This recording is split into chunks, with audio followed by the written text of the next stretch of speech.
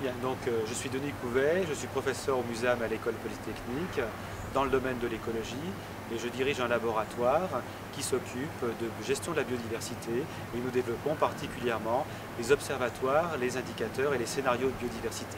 Les observatoires de manière à avoir des informations suffisantes sur l'état et la dynamique de la biodiversité, des indicateurs de manière à donner une information qui soit intelligible à l'ensemble du public sur l'état de la biodiversité et que ce ne soit pas seulement les experts qui puissent comprendre ce qui se passe actuellement dans le domaine, et puis des scénarios de manière à ce que chacun puisse avoir une idée sur quel genre de choses on se dirige, quel sera l'état de la biodiversité dans quelques décennies, en fonction notamment des politiques qui seront élaborées.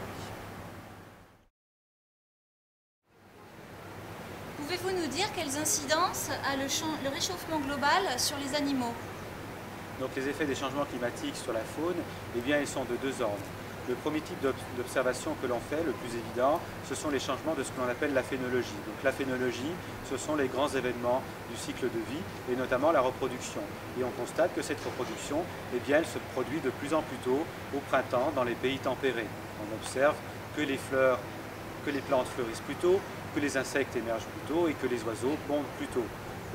La modification est de l'ordre de 3 à 4 jours par décennie, sachant que les arbres ont une modification qui est sensiblement inférieure, qui est de l'ordre de 2 jours par décennie.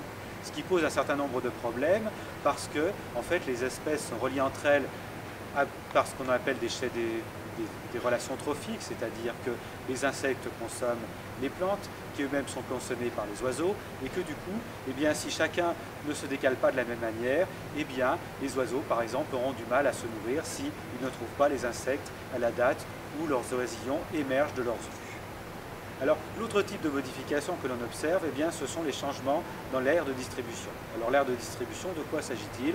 Eh bien, il s'agit de la zone géographique sur laquelle l'espèce est présente. Et on constate que eh bien, cette aire de distribution, elle se déplace. Et comment ça se passe en pratique? Eh bien, sur la marge sud de l'aire de distribution, dans l'hémisphère nord, eh bien, vous avez des populations qui disparaissent, qui s'éteignent. Et inversement, sur la marge nord de l'aire de distribution, eh bien, on observe de nouvelles populations qui apparaissent.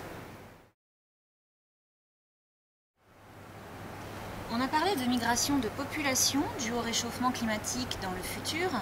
Est-il aussi possible d'assister à des déplacements de groupes d'animaux? Alors, va-t-on assister à des déplacements de groupes d'animaux? Eh bien, sans aucun doute, en effet, les espèces ont des exigences climatiques. Or, le climat est en train de changer et donc, eh bien, elles vont suivre effectivement le climat de manière à eh bien, rester présentes par rapport au climat optimal.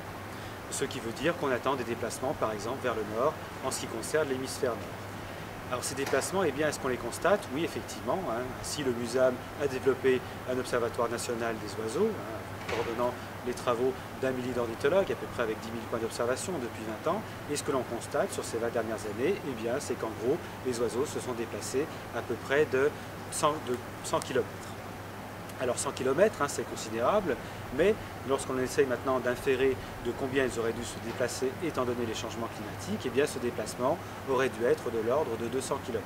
Ce qui veut dire qu'en fait, ils se sont déplacés à peu près de 50% par rapport à ce qui aurait dû être. Alors, ce 50%, eh bien, on peut l'interpréter de deux manières. D'une manière optimiste, c'est-à-dire que les espèces eh bien, ont changé leurs exigences climatiques, elles préfèrent maintenant un climat plus chaud. Ou bien, autre interprétation, plus pessimiste, eh bien, les espèces maintenant sont mal adaptées au nouveau climat. Elles sont donc mal adaptées à leur environnement et donc ont des risques supplémentaires d'extinction.